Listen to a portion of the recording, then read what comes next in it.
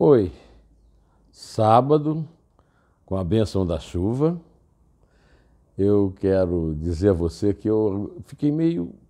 Assim, eu sempre tenho algum pensamento fechado sobre alguma coisa, mas esse eu vou colocar em aberto para você. Quem mandou Augusto Aras, Procurador-Geral da República, desistir de qualquer contestação judicial a determinação do presidente do Supremo Tribunal Federal, José Antônio Dias Toffoli, o Maquiavel de Marília, de pedir ao Banco Central 600 mil, aliás, 19.441 processos com 600 mil pessoas envolvidas para ele tomar conhecimento de todo o movimento bancário dessas pessoas. O Toffoli teve o descaramento de dizer que não viu nada ainda. Não viu nada ainda. Pode ver a qualquer hora, a hora que ele quiser, está à disposição dele lá no Supremo. Não viu porque não teve tempo. Não sei o que é que faltou tempo, por quê, né? Estava em algum banquete com vinho 3 vezes premiado e medalhão de lagosta. O que é certo é que isso é ignomínia, o Brasil inteiro está revoltado. Estão prometendo gente na rua contra isso. Todos os brasileiros com vergonha na cara estão revoltados com esse sujeito que resolve exercer o poder de Supremo Imperador. Alguém, lá um dos seus críticos que eu li no jornal, lembrou a melhor comparação que existe.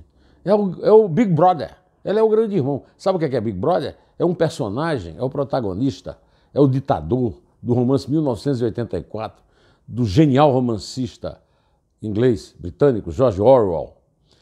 Que é um cara, é um ditador que assiste a vida de todos os cidadãos através de uma central de televisão só para ele. Por isso que essa série de televisão, de reality show, que fica bisbilhotando uma casa com pessoas que se dispõem voluntariamente, se chama Big Brother. É isso aí, ele é o Big Brother.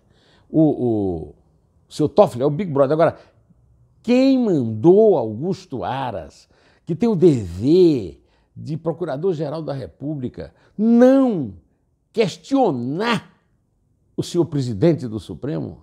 Foi o próprio presidente do Supremo? É o Augusto Aras, um agente do presidente do Supremo, um agente do Supremo na Procuradoria-Geral, descumprindo a função fundamental? Ou é simplesmente, ao contrário do que disse quando foi indicado pelo Bolsonaro, um empregadinho do Bolsonaro, que por sua vez está fazendo mais um favor ao Dias Toffoli, para o Dias Toffoli manter o seu primogênito, Flávio Bolsonaro, senador da República, ex-deputado da Alerj, suspeito de rachadinha e outros crimes, mas ficar impedido de responder a um inquérito do Ministério Público do Rio. O que é certo é que esse é outro que está merecendo impeachment. O senhor Augusto Aras, filho de petista, filho de um assessor do Chico Pinto, que foi prefeito de Feira de Santana, na Bahia, e que foi deputado federal, conhecido comensal dos banquetes do PT, está merecendo. Esse simples gesto dele já é merecedor de um impeachment, porque agora o Bolsonaro não pode demitir, não. Mas pode demitir o advogado-geral, viu?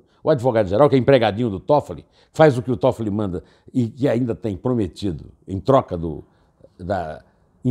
a imunidade do Flávio e do Fabrício Queiroz, seu ex-motorista, ser substituto do decano, como o Bolsonaro já prometeu várias vezes. Mas o Toffoli disse que não abriu ainda.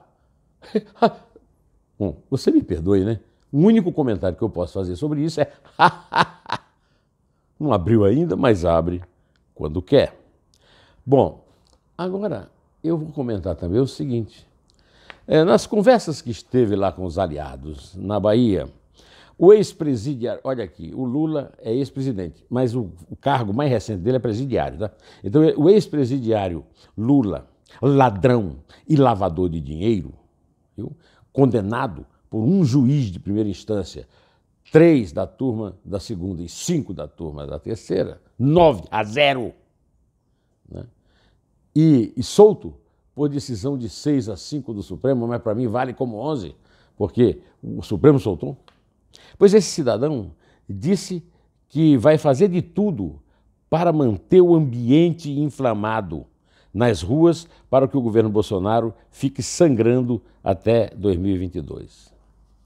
Aí eu volto a perguntar, não tem um homem numa instituição nesse país? O cara está prometendo tocar fogo no país, o ambiente ficar inflamado e ninguém age. Só porque ele foi solto pelo Supremo? Não, ele foi solto pelo Supremo, mas continua ladrão e lavador de dinheiro. Pois bem, eu quero lembrar também duas cositas. A primeira delas, está difícil o Lula inflamar alguma coisa. Não tinha ninguém esperando por ele em Curitiba, na porta da Polícia Federal. Não tinha ninguém em São Bernardo do Campo se manifestando a favor dele. As multidões da Bahia, estado dominado pelo PT, eram ridículas. Tinha gente na rua e os meios de comunicação não comunicaram de forma torpe contra a decisão de soltá-lo.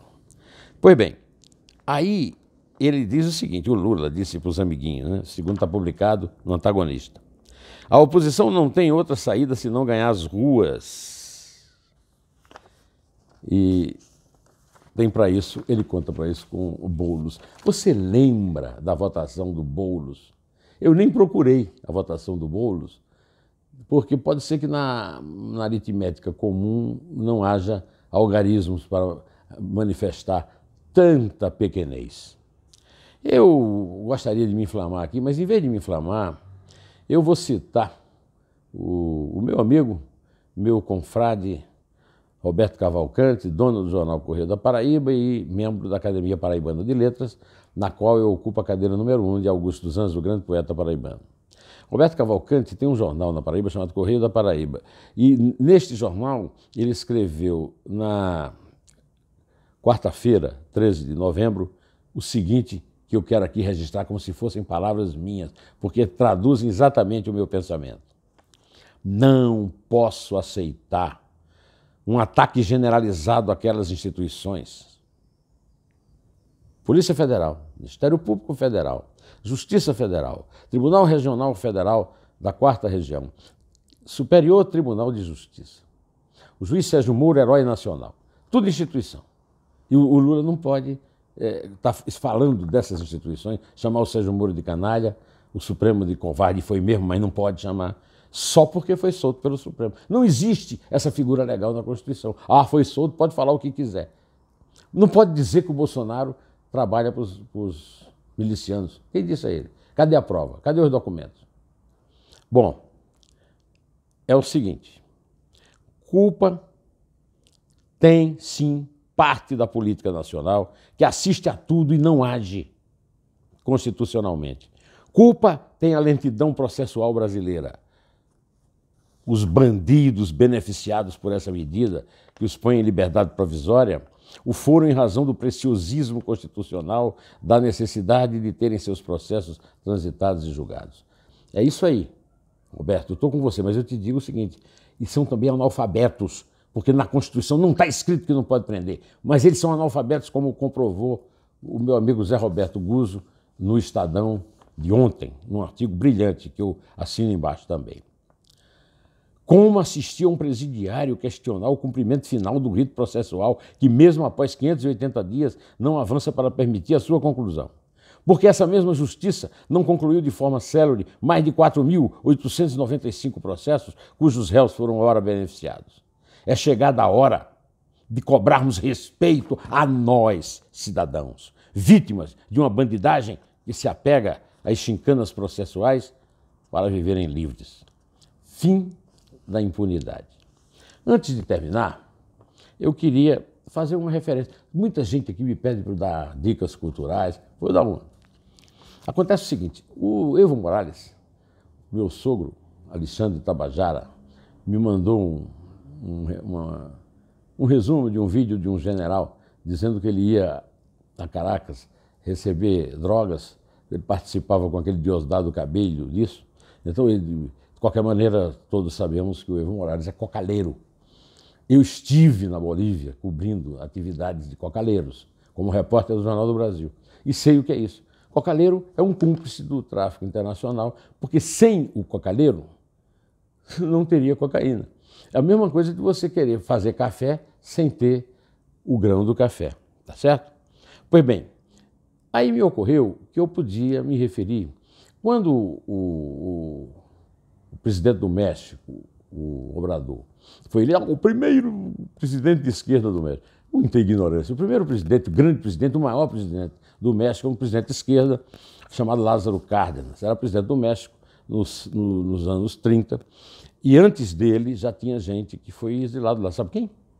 Giuseppe Pepino Garibaldi. Passou em Santa Catarina, casou com a Anitta, unificou o reino na Itália, que era um monte de reinozinho, e passou pelo México.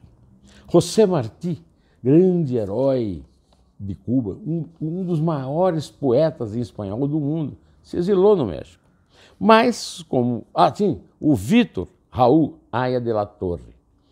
Eu fui a uma eleição à presidência do Peru, onde eu conheci o Vargas Llosa, e lá tomei conhecimento da lenda do socialista Haya de la Torre, que era uma espécie de pai espiritual e político do presidente que se elegeu naquela época e que acaba de dar um tiro para não ser preso, que é o Alan Garcia. Pois bem, Lev Trotsky, assassinado no México em 1940 por ordem de Stalin, por Ramon Mercader.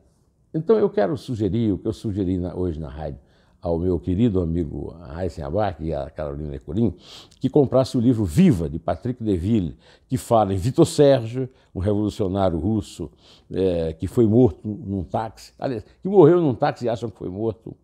O H.B. Traven, autor de O Tesouro de Serra Madre, que se achava que podia ser o Jack London, mas não era, era um grande, um anarquista alemão chamado Rex Tutz, a fotógrafa Tina Modotti,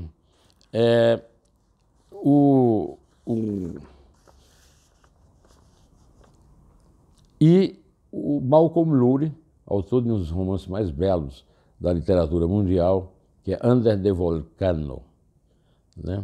Que foi publicado por minha editora no Brasil.